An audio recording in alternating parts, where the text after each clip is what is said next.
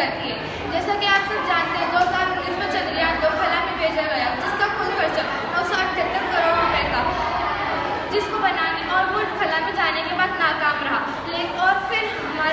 ناکام رہا اور ہمارے ملک میں کتنے ایسے غریب کسان ہیں جن کو 978 کروڑ روپے لگا کے ان کی زندگی کے حالات کو سدھارا جا سکتا تھا، بچوں کی پڑھائی میں لگا کے ہمارے ملک کو تعلیمی میدان میں آگے بڑھایا جا سکتا تھا، لیکن ہمارے ملک کی حکومت نے ایسا کچھ نہیں کیا۔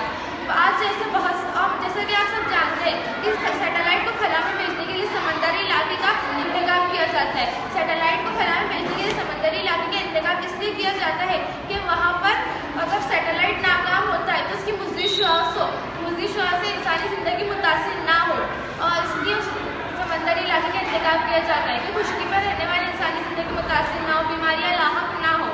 جب چندریان خلا میں بھیجا گیا تو وہ ناکام رہا، جس سے آلودگی پیدا ہوتی ہے، بہت سی بیماریاں لاحق ہوتی ہیں، انسان کا تنفسی نظام میں نقصان پہنچتا ہے۔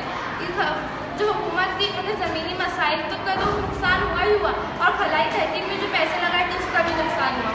آج ہمارے ملک میں جو کسان ہیں وہ بہت سے بہت اہم کام کرتے ہیں، لیکن ہمارے ملک کی سیاست اور حکومت ان کے حالات پر بالکل بھی توجہ نہیں دیتی۔ ہمارے ملک میں ایسے بہت سے غریب بچے جو پڑھائی میں تو بہت صحیح تھے مگر پیسوں کی کمی کی وجہ سے وہ آگے نہیں بڑھ سکتے، اور ہمارے ملک کی حکومت ان پر توجہ بھی نہیں دیتی۔ ہمارے ملک کی حکومت کو چاہیے کہ ان پر توجہ دے اور جو ہمارے ملک توجہ دے، اور